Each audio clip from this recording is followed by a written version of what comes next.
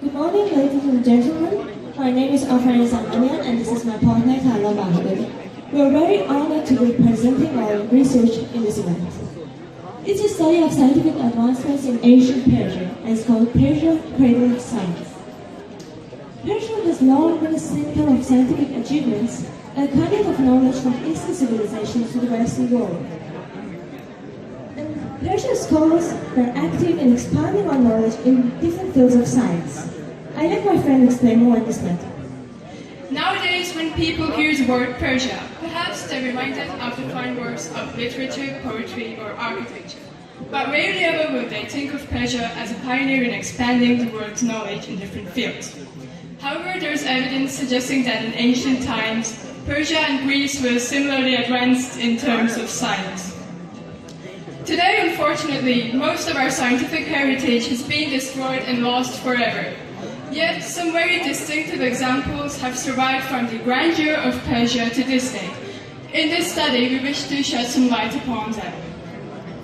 In the Sassanid era, education was exclusive to the nobility and the rich. The most prestigious educational centers of that time were located in Persia. Among the most notable ones were the universities and libraries in Ctesiphon, Rezana, and Gondishapur. Where scholars from all around the world would gather and research different fields of science. Since there is not enough time, we will skip to the best parts of our research. Okay, so when you hear the word windmills, you probably think of Netherlands and think that they were invented there. However, the truth is a special and popular kind of windmills called Panama windmills or horizontal windmills were invented in Persia. They were like revolving doors that used the power of wind to grind.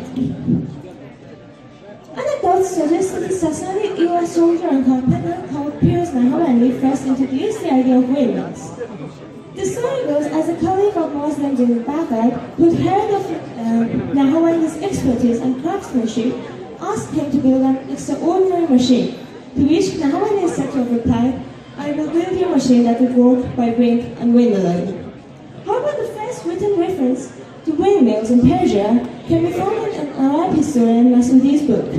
He wrote, "Sistan is a land of wind and sand.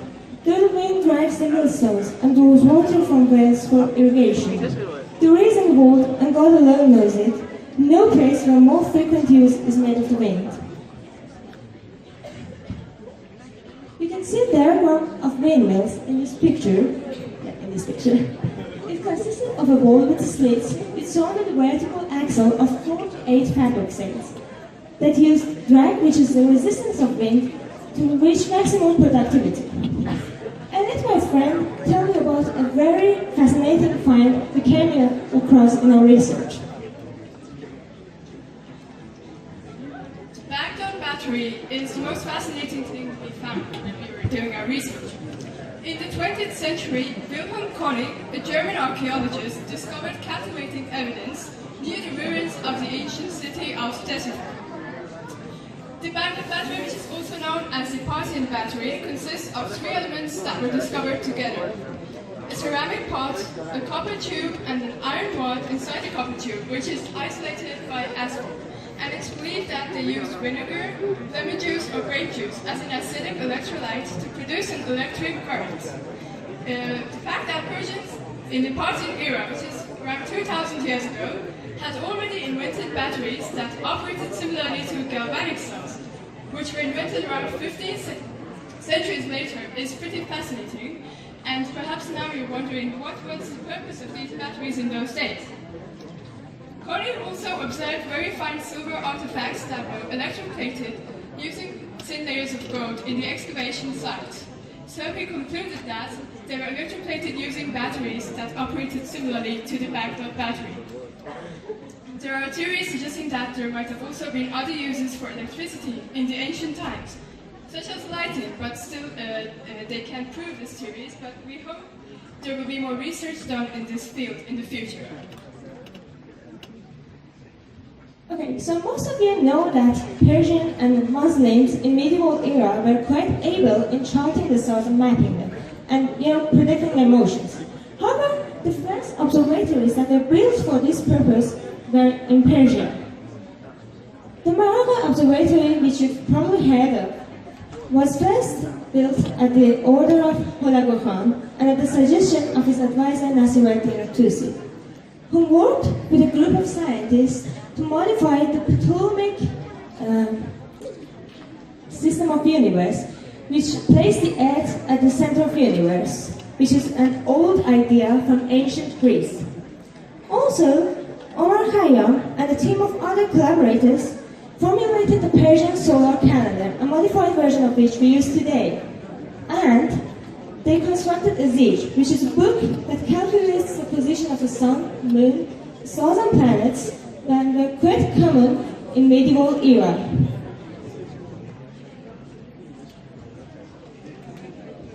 Since history of science in Iran is an often neglected subject and there is not enough research done in this field, we have a few suggestions on how to protect and promote our scientific heritage, both on a global and national scale. We believe it would be good if information about ancient and medieval Persia's scientific and technological advancements were included in school textbooks so children would learn about them from a young age. Also, it will be very helpful if some of the scientifically and historically important sites were renovated as tourist landmarks, such as the Maragha Observatory or the Nashti Farm windmills that we mentioned. This way, people from all around the world will learn about Persia's contributions to the global knowledge in different fields. So, it is our job as those who sail this sea of Persian knowledge to map these islands for others to use it as a guide to discover many more along the way. Since the beginning of civilization, our Persian ancestors have been pioneers in observing the nature and making use of it through science and craftsmanship. As such, it is now our time to carry the torch and follow the footsteps of our forebearers to open new doors in science and technology and become the innovators our ancestors and descendants alike would be proud of. Thank you for your attention. We'd like to express our gratitude to the organizing committee for holding this conference and our teacher, Ms. Rukni.